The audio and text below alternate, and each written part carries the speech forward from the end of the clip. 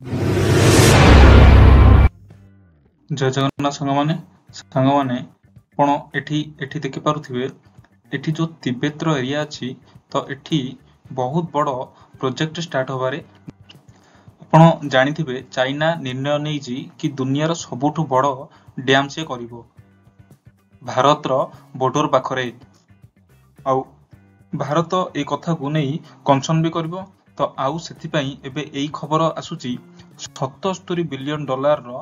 Hydro plan करूची जहा कि 6 लाख कोटी टंका 6 लाख कोटी एई न्यूज रे आसीची इंडिया $77 बिलियन हाइड्रो प्लान करबा को जाउची तो $77 बिलियन मीन्स जार मूल्य होउची 6 लाख कोटी 6 लाख कोटी टंकार डैम बना हबो जहा कि चाइना को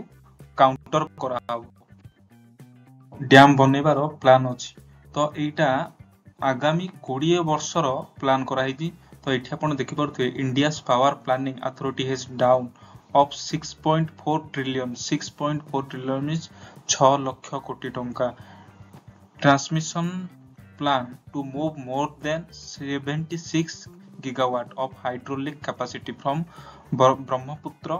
basin by 2047 to meet rising electricity demand, the Central Electricity Authority CEA said on Monday. तो ब्रह्मपुत्र जो राइवर अछि ब्रह्मपुत्र जो नदी अछि सेठी हमर एई डैम करा जिवो तो याकू हमर 2047 आपण एठी देखि पारते 2047 सुधा यार टारगेट प्लान करा हिजी ब्रह्मपुत्र नदी रो मैप तो ये ब्रह्मपुत्र नदी जते बेले भारत रे एंट्री करूची तो चाइना ता आगर गोटे बहुत बड़ डैम रो प्रोजेक्ट करिवार जाउची तो ता आगर ताको हमें सजग रहिबा पु हमें सेति पई गोटे $77 बिलियन रो गोटे डैम करबा को जाउछु एठी देखिदमा हमें हाइलाइट कोन अछि ए प्रोजेक्ट रो इन फ्यूचर हमरो इंडिया रो प्लान होउची कि एठी हमरो 76 गीगावाट रो इलेक्ट्रिसिटी प्रोड्यूस करिया पे तो एटा हबो केमि तो याको हमरो दुई प्रकार करा हिची गोटे होउची हमरो 64 gigawatt from conventional hydro electric project जोटा कि एठु हमरो आसीबो तो आउ गोटे होची 11.1 gigawatt from pumped storage project तो आपण जदी एग्जाम प्रॉपर्टीज रे भी पाठ पढथि तो यार भी म कहिबी आगो केमिति पंप स्टोरेज रो प्रोजेक्ट करा होची तो एठी देखनियंतु 208 लार्ज डैम्स अक्रॉस 12 सब Benz in the north east area रे हमरो 208 टा डैम कराचियो जहा कि बड़ डैम आउ कोन अछि मेन कंट्रीब्यूटर अरुणाचल प्रदेश रे 52 गीगावाट हमर जो 76 गीगावाट अछि एठु हमर अरुणाचल प्रदेश रे 52 गीगावाट रो पोटेंशियल छे दबो आउ एग्जीक्यूशन टाइमलाइन अप टू 2047 2047 सुधा आकु टाइमलाइन दिहिची एई प्रोजेक्ट को कंप्लीट करिया पे टोटल कॉस्ट जेमि कि म कहतली 6.4 ट्रिलियन जोटा कि 6 लाख कोटी टंका प्रोजेक्ट कोन तो एठी आपण देखंतु गोटे अछि हमर अपर रिजर्वयर और गोटे होछि लोअर रिजर्वयर तो आपण को जते बेले आपण पाखरे अधिक परिमाण रे इलेक्ट्रिसिटी अछि अवेलेबल तो आपण ताको कोन करिवे ना जति हमर एई लोअर रिजर्वयर रे अधिक पानी अछि तो ताहले हमें ताको पंप थ्रो रे आमे ऊपर को अपर रिजर्वयर को नै जिबा पुनी हमकु जते बेले जदी रिक्वायरमेंट रो डिमांड बढ़िबो जते बेले इलेक्ट्रिसिटी रो सेते बेले आमे लो रिजर्वयर को आनिबा ऑब्वियसली हमरो लोअर रिजर्वयर आसले ग्रेविटी अनुसार हमरो इलेक्ट्रिसिटी टरबाइन द्वारा इलेक्ट्रिसिटी प्रोड्यूस होबो या कोही हमें कहउचंती पंप स्टोरेज प्रोजेक्ट तो हमरो ई प्रोजेक्ट को इम्प्लीमेशन केमिति करा हबो तो इम्प्लीमेशन हबो दुईटी फेज रे ई जो 6 लाख करोड़ अछि तो $77 बिलियन तो याकू फर्स्ट फेज रे 1.91 ट्रिलियन और सेकंड फेज रे 4.52 ट्रिलियन आउ एटा फर्स्ट फेज रे हमर अप टू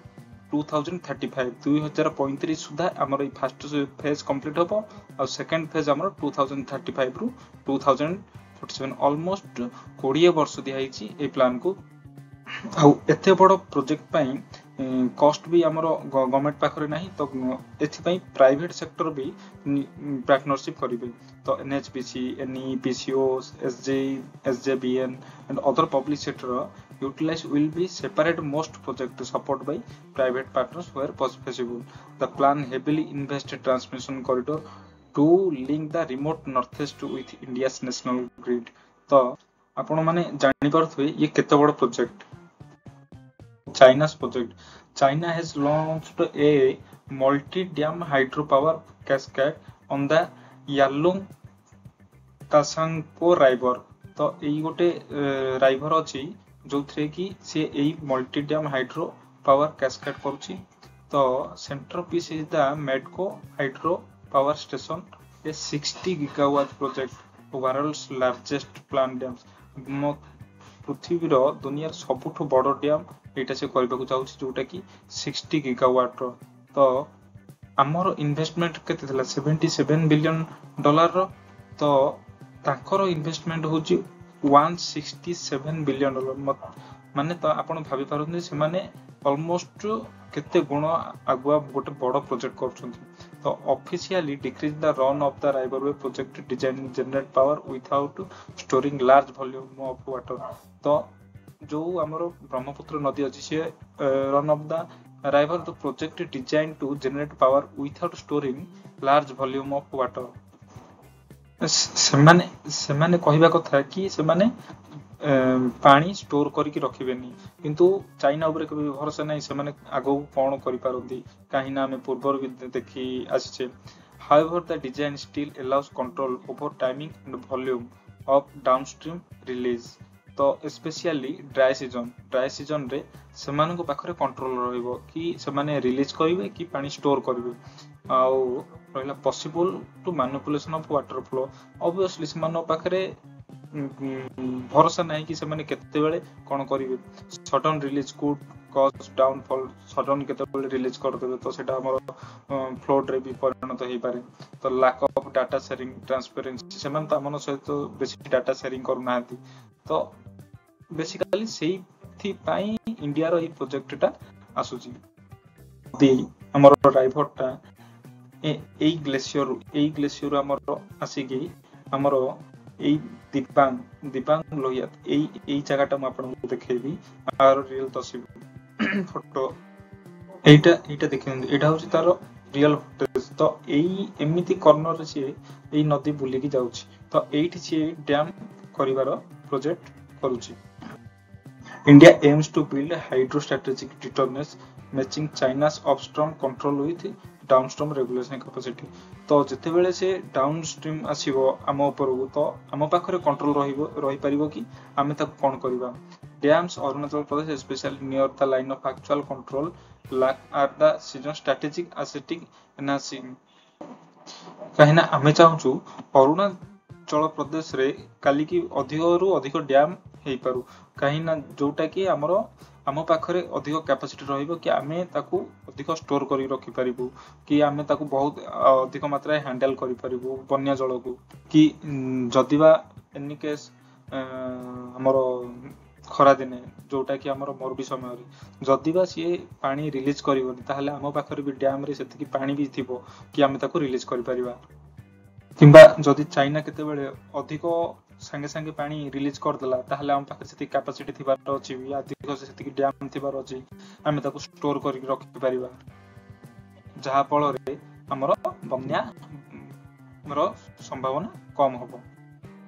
खाली डैम बनैले किछि होबोनी आ सेथिरे भी हमर परिवेश ऊपर भी किछि खतरा अछि तो ए सेस्मिक एंड जियोलॉजिकल या ऊपर देखंतो हमर Himalaya one of the world's most seismically activity zone मतलब अधिक सेठी ग्लेशियर भी एबे तरलिबार लागिछि आउ फ्लड भी आसीबार लागिछि तो large river could trigger landslide slope failure तो अधिकरू अधिक आमर जितेबाला डैम कंस्ट्रक्शन तैयारी हम तो फ्लोड भी आसबार चांस अच्छी भूमिकंप हबार भी चांसेस अच्छी इकोलॉजिकल इंपैक्ट इकोलॉजिकल समग्रेंस फॉरेस्ट वाइल्ड लाइफ हैबिट्स तो आमर वाइल्ड लाइफ ऊपर भी किसी इफेक्ट पड़ो जंगल जी सब आमर जीव जंतु अच्छे से किसी इफेक्ट पड़ो तो long term ecological degradation of Brahmaputra राइवर system तो ब्रह्मपुत्र राइवर सिस्टम रे भी किसी चेंजेस आसपे तो कल्चरल सेठारे जो आमर ट्राइबल लोक रोचंती आदिवासी लोक रोचंती भी किसी इफेक्ट आसीबो बहुत बड़ एरिया अच्छी बहुत बड़ आमर जंगल एरिया भी अच्छी सेठी तो बहुत किछि अच्छी माने सुविधा जी अच्छी लोक मान लाभ भी सेतिकी अच्छी तो देखो आगु को कौन हो प्रोजेक्ट तो स्टार्ट हो वर्तमान तो देखिबा आपन जदि वीडियो भल लागि तो ताहले कमेंट करी निश्चय आपनकर राय देबे।